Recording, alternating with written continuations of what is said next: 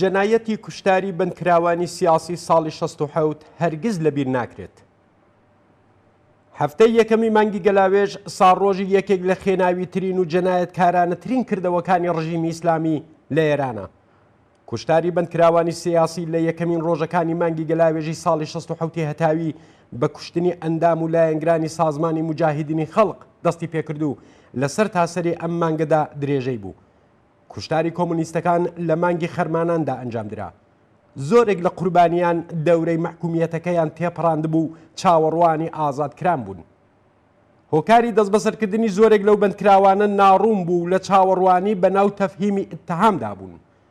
شەڕی وێرانگەری ئێران و عێراق بە تەلەفاتی ئینسانی بەرین و خەسارەت و زیانی گەورەی ئابووری و ماڵیەوە کە بوو بۆ هۆی وێرانبوونی زۆربەی شار و ناوچە مەسکونیەکانی هەردوولا بە شکستی کۆماری ئیسلامی کۆتایی هاتبوو. خومینی کە لە سەرەتادا شەڕی پێنیعمەتی ئیلاهی بوو بە سەرشۆڕێەوە وەک خۆی گوتی جامی ژەهری نووشی و شکستی قبول کرد. کۆتایی شەڕ بۆ خەڵکی ئازاردیتووی ئێران کرانەوەی پەنجەرەیەکی هیوا بوو کە لەلایەکەوە دەیانتوانی ژیانی ئاسایی و بەدوور لە کوشتار و بۆمبارانی ڕۆژانە دەست پێ بکەنەوە و لەلایەکی دیکەشەوە دەیانتوانی داخوازیە ئینسانیەکانی خۆیان کە هەموو ڕۆژێک بە بیانووی شەڕەوە سەرکوت دەکرا بێن نەگۆڕێ. شەوق و شادمانی لە دڵی خەڵکدا بەدی هاتبوو شکست و داماوی ڕژیمی ئیسلامیان بە خاڵێکی جێگای هیوا بۆ بەرەو پێچوونی خەبات و دەستەبەربوونی داخوازەکانیان لە داهاتوودا دەزانی. سەرانی کۆماری ئیسلامی و لەسەریانەوە خومینی و ڕاوێژکارە سەرەکیەکانی ڕەفسەنجانی و خامنەیی و باقی هاوبیرانیان ئاگاداری تەواوی ئەم واقعیەتانە بوون. ئەوان بەپێی پیلان و ئاگاهانە بڕیاریاندا کە شادی و خۆشحاڵی خەڵک بەهۆی کۆتایی شەڕ بکەنە ماتەم و پرسە بۆیان. بەڵام هۆکارێکیان بۆ وەڕێخستنی شەپۆلی کوشتاری خەڵکی کۆڵان و بازار نەبوو.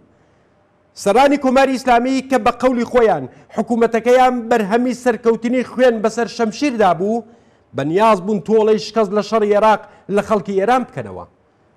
ئەوان بۆمانەوەیان پێویستیان بە ڕشتنی خوێنی زیاتر بوو. ئەمجارەش وەک سیج و زەردانی ساڵی 60 شمشیری ژەهراوی خۆیان لە زیندانەکان و لە دژی بەندکراوانی سیاسی خستەکار.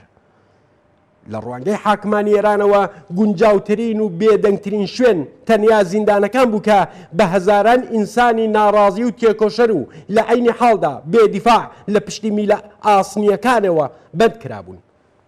خومینی بە پێکێنانی کومیتەیەکی پێکاتوو لە حوسێن عەلی نەیەری حاکمی شەرع، مرتەزا ئیشراقی دادستان، ئیبراهیم ڕەییسی جێگری دادستان و مستەفا پور محەممەدی نوێنەری وەزارەتی ئیتلاعات لە زیندانی ئەڤین وێ ڕایدەرکردنی فتوای مەسحەبی فەرمانی کوشتنی هەزاران بەندکراوی سیاسی دەرکرد. لەگەڵ دەرکردنی ئەم فتوایە و مامورکردنی ناوبراوان جەنایەتکارانی پیشەیی وەک لاجەوەردی، دادوەری، حەمید نووری و دەیانی تر زیندانەکانیان بۆ ڕێبەری ئیسلامی کرد بە بەرەیەکی شەڕی یەکلایەنە و شکست لە جیبهەیان کردە سەرکەوتن لە زیندانەکاندا. داری ئیعدامیان دامەزراند و بەندکراوانی ئارمانخواز بە وتنی نا بە جەلادان ئیعدام کران و مۆری سەرشۆڕیەکی مێژوویان بە نێوچاوانی بکوژانەوەدا.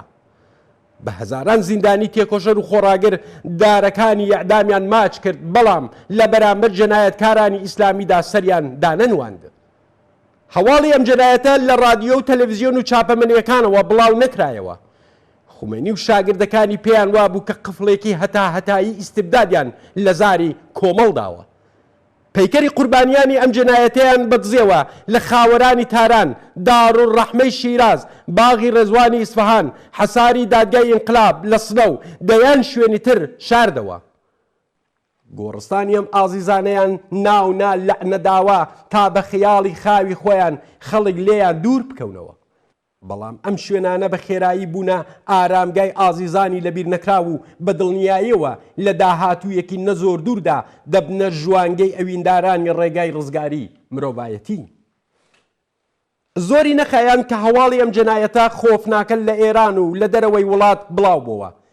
خەڵکی ئێران کە وردە وردە خەریک بوو جەستەی ماندوویان لە ژێر وێرانەکانی شەڕی ئێران و عێراقدا دەردەکێشا زانیان کە چ کارە ساتێک لە دژی ئازیزانیان بەڕێوە چووە.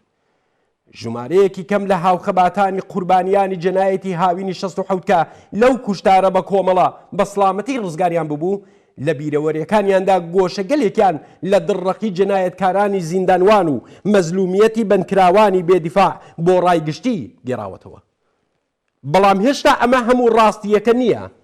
هێشتا بەشێکی زۆر لە ڕاستیەکانی ئەم جنایەتە لە خەڵک شاراوەیە. زۆربەی بڕیاردەران و ئەنجامدەرانی ئەم جنایەتە لە دادستانی پێشووی گشتیەوە تا سەرۆکی دادگا و باقی ئەو جنایەتکارانەی کە لە کارەساتی کوشتاری بەندکراوانی سیاسی ساڵی 67دا بەشێک لە باسکی بەهێزی ئیمان بوون لەنەبەر لە دژی زیندانیانی بێدیفاع چەند ساڵ دواتر جلی بەناو ڕێفۆرمخوازانی حکوومەتیان لەبەر کردو بۆ ڕزگارکردنی کەشتی بەرتۆفان کەوتوی حکوومەتی ئیسلامی کەوتنەخۆ. بەڵام ئەم جارەیان کەشتیە شکاوەکەی خۆشیان لە قورچەقی. بێگومان سەرنجام ئەو ڕۆژە دێت کە سەرانی جنایەتکاری کۆماری ئیسلامی لە دادگای عەدڵی خەڵکی ئازارکێشتووی ئێراندا محاکمە بکرێن و نهێنی جنایەتە بێ ئەژمارەکانیان زیاتر وە دەربکەوێت و سزای شایستەی خۆیان وەربگرن. گیانبەختکردوانی ساڵی 67 و باقی گیانبەختکردوانی ڕێگای ڕزگاری مرۆڤایەتی هەرگیز لەبیر ناکرێن. بێگومان جەماوەری وشیار و خەباتکاری ئێران بڕیاردەران و ئەنجامدەرانی پتر لە سێدەیە کوشتاری ڕۆڵەکانیان نەفرامۆش دەکەن و نەدەبەخشن.